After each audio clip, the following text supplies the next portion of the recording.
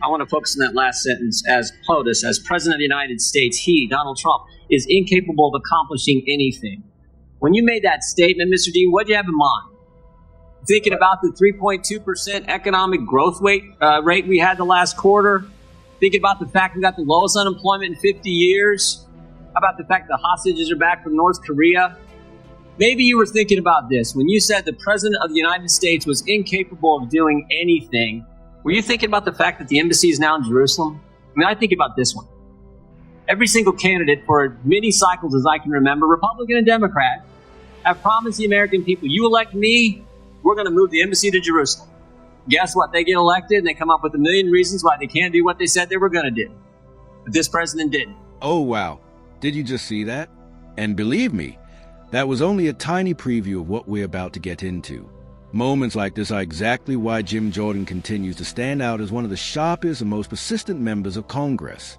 What's up, guys? Welcome back to the channel. Today we're diving into a clip that is nothing short of explosive. It shows Jim Jordan completely taking apart John Dean, the so-called star witness handpicked by Jerry Nadler for a House Judiciary Committee hearing. The mainstream media will definitely try to spin this as political theater, but anyone actually paying attention can clearly see the difference between someone repeating a scripted storyline and someone who walks in fully prepared with facts, receipts, and absolute clarity. From the moment Jim Jordan begins speaking, you can tell he came ready. He's not loud, he's not dramatic, and is not trying to impress anyone. He's calm, methodical, and razor-focused, with every line crafted to cut through the narrative Nadler is trying to build. You can practically see Nadler attempting to piece together a case using a witness from the Nixon era, as if resurrecting decades-old history will somehow validate the hearing. But Jordan is right there shutting every door before it even opens. In this breakdown, we're going through the full exchange and showing exactly how Jordan flips the narrative, exposes a weakness in the hearing, and reveals what's really happening. All right, let's get into the full moment, because this one definitely deserves attention. Mr. Chairman, at a memorial event for David Hamburg, Speaker Pelosi and I had a chance to discuss impeachment. Mr. Dean, who wrote that? I did. 1 month ago, May 11th, 2019. Haven't we been too long in not giving Trump a meaningful moniker? Should it be deranged Don, deadbeat Don, demagogue Don? Thoughts, please, comments. Mr. Dean, who wrote that? I assume that was mine. It was yours. 19 days ago, May 22nd, 2019, there was this. We are witnessing Trump's massive cover-up of his criminal behavior as POTUS. He's incapable of accomplishing anything. Mr. Dean, you know who wrote that? I suspect that was me again. It was you. I want to focus on that last sentence. As POTUS, as President of the United States, he, Donald Trump, is incapable of accomplishing anything. When you made that statement, Mr. Dean, what did you have in mind? Thinking about the 3.2% economic growth rate we had the last quarter?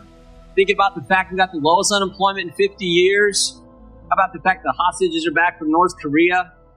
Maybe you were thinking about this when you said the President of the United States was incapable of doing anything. Were you thinking about the fact that the embassy is now in Jerusalem? I mean, I think about this one. Every single candidate for as many cycles as I can remember, Republican and Democrat, have promised the American people, you elect me, we're going to move the embassy to Jerusalem.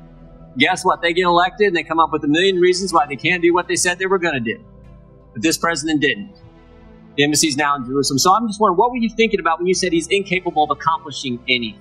Mr. Jordan, I think that under the parliamentary rules of the House, I'm refrained from addressing a full answer to your question.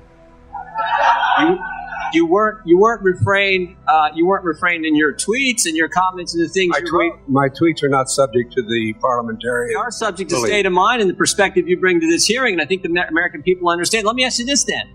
Did you give advice to Lanny Davis or Michael Cohen prior to Mr. Cohen's testimony to Congress? No. Well, you said on Aaron Burnett's show the night before Mr. Cohen testified in front of the Oversight Committee that Michael Cohen you said you had talked to Lanny Davis and that Michael Cohen should hold his testimony as long as possible from Republicans. You didn't say that to Mr. Davis? You said it on Aaron Burnett's show the night before Mr. Cohen testified. I didn't say it directly to Mr. Cohen was your question. No, it wasn't. My question was, did you give advice to Lanny Davis or Michael Cohen prior to Mr. Cohen's testimony to Congress? Yeah, I have known Lanny Davis for almost a couple decades, and we have talked about it. And I did say As soon as you turn your testimony over, it will be picked apart. So you instructed Michael Cohen's lawyer to keep information from Republicans to obstruct the committee work that we were doing in the Oversight Committee just a few months ago? You told that to Michael Cohen's lawyer? I didn't quite phrase it that way, no. You know what? They took your advice. I'm sorry? They took your advice. Did they? Yeah. Mr. Cohen kept his testimony from us for as long as possible. But you know what else Mr. Cohen did that day? Lied. Lied 7 times. And this is what I think concerns so many Americans.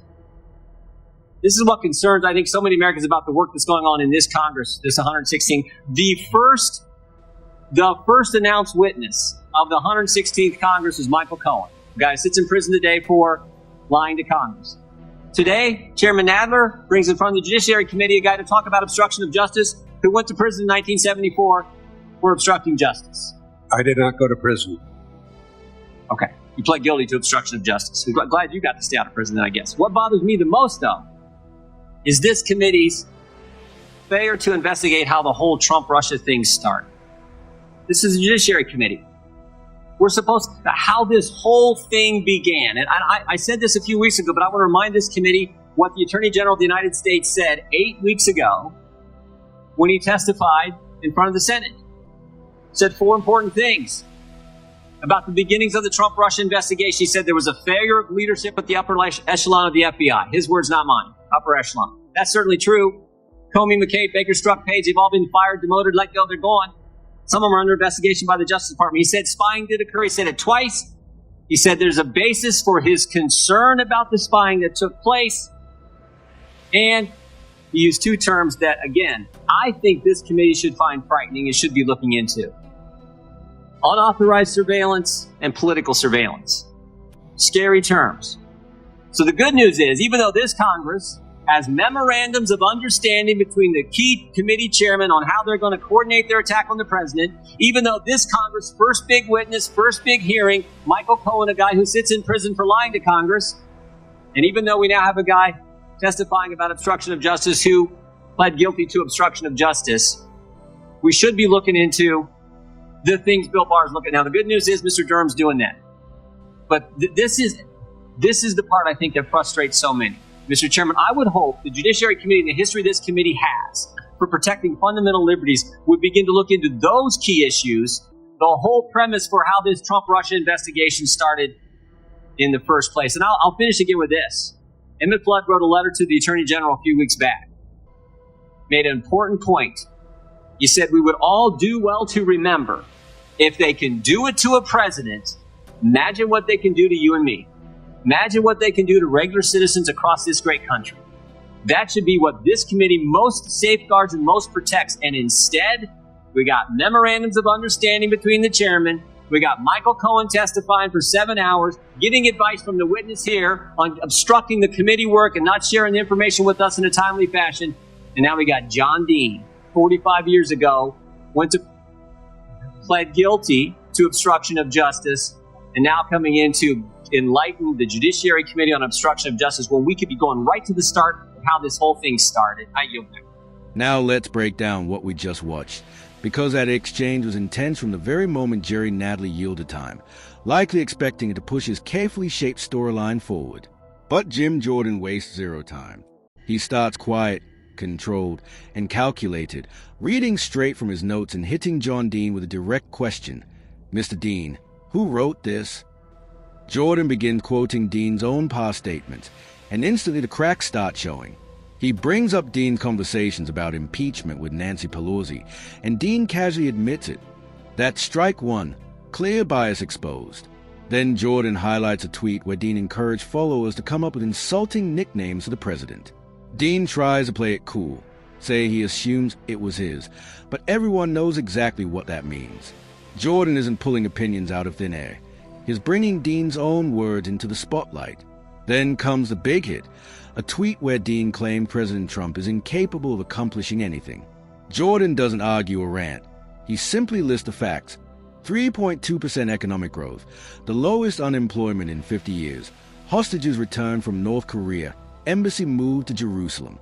Every fact directly contradicts Dean's narrative. Dean's response? He hides behind parliamentary rules, pretending he suddenly can't speak, even though he's perfectly happy to criticize publicly on TV and Twitter. It's classic establishment behavior, bold in public, evasive under oath. Jordan exposes that perfectly, making it clear that Dean isn't acting as an expert witness but as a partisan performer. But Jordan isn't finished. He shifts to Michael Cohen and asks Dean whether he advised Cohen's lawyer, Lanny Davis. Dean denies it. Jordan responds with receipts, a television interview where Dean openly admitted advising Davis to withhold testimony from Republicans. Eventually, Dean caves and acknowledges it. Jordan essentially catches him on camera interfering in committee oversight. Then Jordan delivers a final blow. Nadler's star witnesses are Michael Cohen, who went to prison for lying to Congress, and John Dean, who pled guilty to obstruction decades ago. That's a lineup Nadler's relying on, a convicted liar and someone who admitted to obstruction. Meanwhile, Nadler refuses to investigate the origins of the Trump-Russia probe, ignores surveillance abuses, and avoids real questions, choosing instead to lean on political theatrics. And this is where Jim Jordan stands out. His not letting Nadler run a scripted show